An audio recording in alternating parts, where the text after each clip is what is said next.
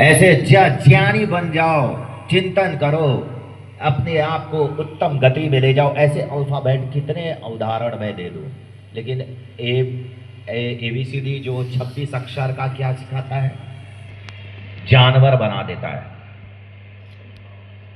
इंसान अपनी धर्म को भूलता चला गया है। आज इंसान अपने धर्म को भूल गया है। बहुत से लोगों से पूछा जाए तो वो धर्म कर रहा है, अपनी संस्कृति को भूल रहा है।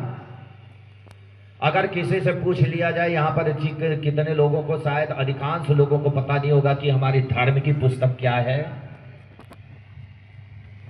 बोलिए क्या है भैया? नहीं मालूम? वेद है।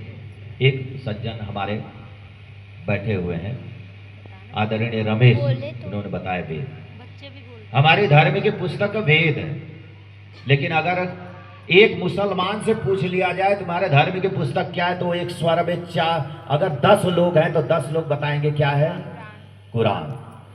और मुसलमान की तो बात जाने दो, हिंदू जो बुद्धि का हीन है वो भी बता देगा कि मुसलमान के धर्म की पुस्तक क्या है, कुरान। अच्छा, अगर एक भारतवासी से अगर पूछ लिया जाए कि उसके धर्म की पुस्तक क्या है, तो क्या बोलेंगे, रामायण है। एक सज्जन बोलेंगे नहीं भाई महाभारत है, कहां से बात कर रहे हैं। दूसरा बोलेगा क्या बात कर रहे हैं, पुराण है। और तीसरा क्या बोलेगा, हनुमान चालीसा है। और चौथा क्या बोलेगा, दुर्गा चालीसा। तमाम चालीसा बता देगा, लेकिन उसके मुंह से नहीं निकलेगा। और कोई पांचवा बोलेगा गीता है, लेकिन मुंह से नहीं निकलेगा कि वेद है। दुर्भाग्य की बात है, हमारे देश की सरकार, अगर कोई हिंदू का व्यक्ति अगर कटघरे में जाता है तो उसको गीता हाथ रख के, गीता को दिया जाता है, इस पे हाथ रख के कसम खाओ, जो बोलोगे सत्य कहोगे, लेकिन उस पर रखने के बावजूद भी झूठ बोल देता है। और मुसलमान का कुरान। ये हमारी संस्कृति है।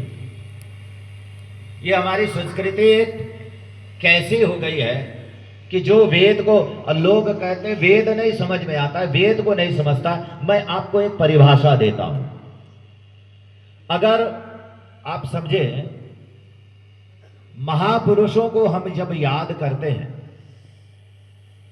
महापुरुष हमारे कौन है, राम और कृष्ण। महापुरुषों को जब हम याद करते हैं, महापुरुषों को जब हम स्मरण करते हैं, तो जब हम उनका चिंतन करते हैं तो एक रास्ता दिखाई देता है, एक रास्ता मिलता है। और वो रास्ता क्या है, धर्म का। तो महापुरुषों ने को जब हम याद करते हैं तो उनका एक रास्ता मिलता है। उनमें से एक ग्रंथ है, आप पढ़िएगा, मनुस्मृति। मनुस्मृति देखिए बहुत सुंदर है, लेकिन आजकल BA में मनुस्मृति कितना झूठ पढ़ाया जाता है कि अगर शूद्र के कान में वेद चला जाए तो उसके कान में शीशा घोल करके डाल दो, वो बहरा हो जाएगा। लेकिन मनुस्मृति में देखिए, जब महापुरुष का रास्ता चुनेंगे तो मनुस्मृति एक उदाहरण देते। उसी में से एक व्यक्ति मनुस्मृति के हिसाब से पूछता है कि हम धर्म के मर्म को कैसे जाने, जरा हमको धर्म के मर्म को बताइए, धर्म का कोई रास्ता बताइए कि धर्म क्या है, कैसे करें। आज मैं देखता हूँ मंदिरों में घंटा नाद हो रहा है, धर्म कर रहे हैं, कोई दूसरे धर्म को पकड़ रहा है, धर्म कर रहा है, कुछ और कर रहा है, धर्म कर रहा है। लेकिन मुझे ये बताइए कि धर्म का मर्म क्या है, उसको मुझे बताने की कृपा करें। तब उसमें एक श्लोक आता है, वेद स्मृति सदाचार। वेद स्मृति सदाचार। अगर आपको धर्म को समझना है तो सबसे पहले वेद को समझिए।